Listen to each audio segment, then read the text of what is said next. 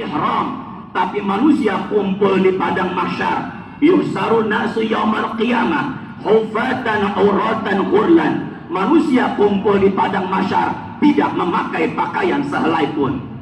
Jamaah haji pakai kain ihram wukuf, di padang mahsyar tidak pakai pakaian sehelai pun.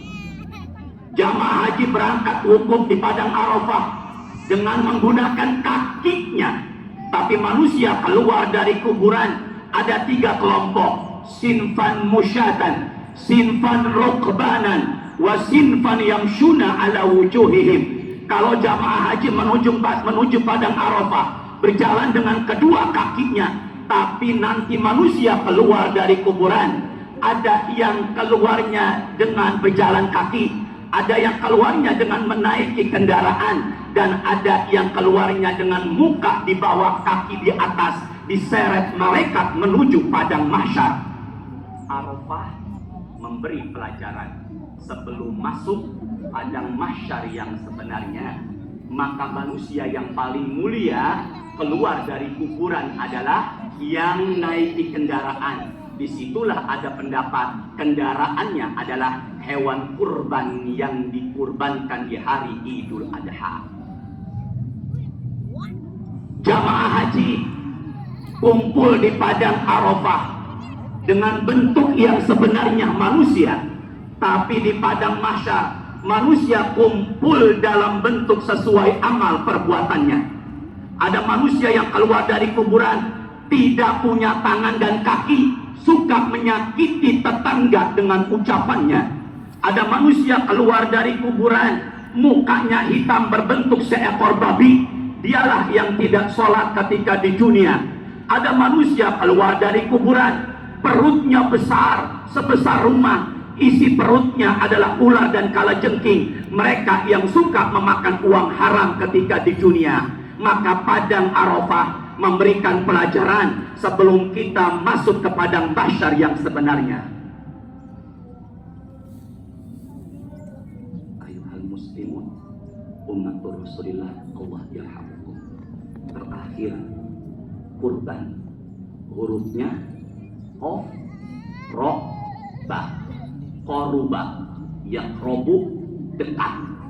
Maka kalau ada tulisan di spanduk di jalan-jalan tertulis kata kurban, artinya adalah dekat. Beli kambing, beli domba, beli sapi, beli kerbau, beli onta, dan kita kurbankan, tujuannya biar kita sama Allah dekat.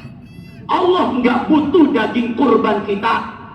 Semua manusia yang ada di muka bumi ini tidak berkurban, tidak sholat, Allah nggak rugi. Maka kebaikan dan ibadah akan kembali untuk kita semuanya.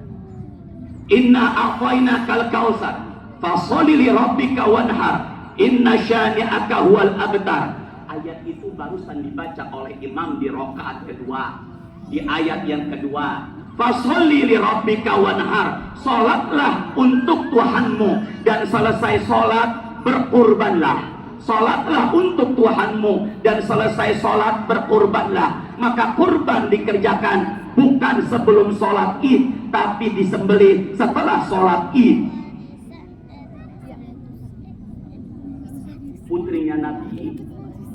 Putrinya Nabi namanya Fatimah sedang asyik tidur-tiduran. Selesai salat Idul Adha, Nabi mengingatkan putrinya. Ucapan saya ini jangan dikatakan dhaif, tertulis dalam hadis rawahu Imam Hakim dan Ahmad. Nabi mengatakan kepada putrinya, "Ya Fatimah, umi ila udhiyataki fashhadiha." Wahai Fatimah, bangunlah dan saksikanlah hewan kurbanmu yang disembelih. Fa inna awalit atrah taquru min damiha ayaghfiru laki ma salafa min dzunubiki. Tetesan-tetesan darah hewan kurbanmu sebelum sampai ke tanah, dosa-dosamu sudah Allah ampuni. Maka beli sapi, beli kambing dan domba seharga 3 jutaan tanpa disadari dosa-dosa masa lalu kita Allah ampuni. 2. Fa innahu la ya'ti yaumal qiyamah biquruniha wa azlafiha wa ash'ariha. Orang yang berkurban nanti daging atau hewan kurbannya akan jadi saksi dan penolong dia di hari kiamat. Maka kambing kita yang akan disembelih nanti, sapi kita yang akan disembelih nanti, dia akan menjadi penolong dan saksi di hari kiamat. Hadis ini sahih, rawahu Imam At-Tirmidzi. Bikulli syaratin hasanah, setiap helai bulu hewan kurbanmu itu bernilai pahala kebaikan. Wahai jamaah yang ada di hadapan saya, berapa bulu yang berada dalam seekor domba, maka itu semuanya bernilai pahala kebaikan. Kuku saya dan rambut saya potong.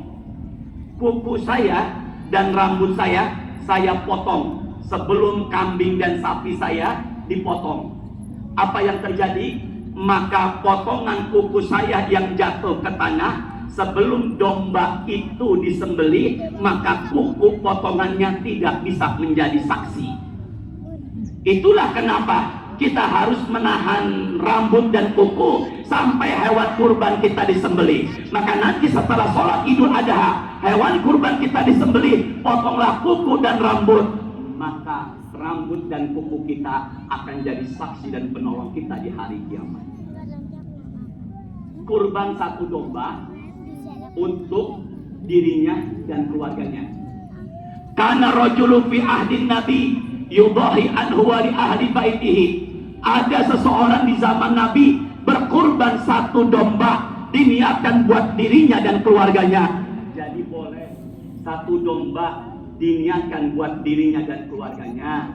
Tapi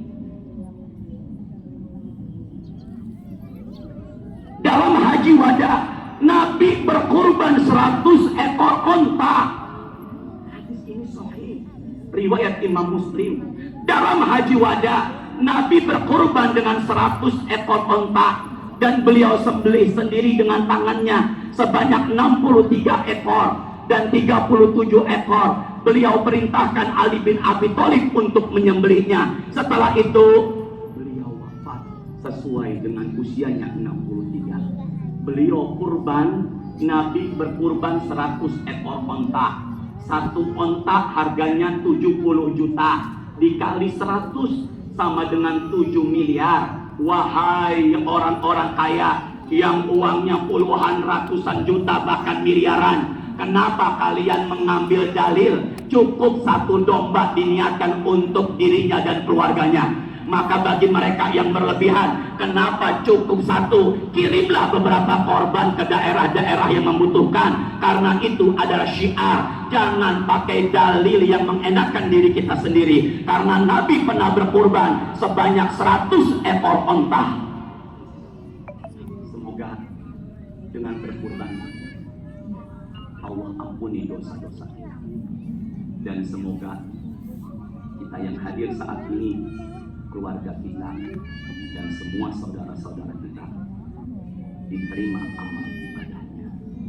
Dan juga semoga di hari raya Idul Adha yang akan datang Allah masih berikan kesempatan untuk kita menikmatinya. Aqulu qouli hadza wa astaghfirullahal azim li wa lakum fastaghfiruhu innahu huwal ghafurur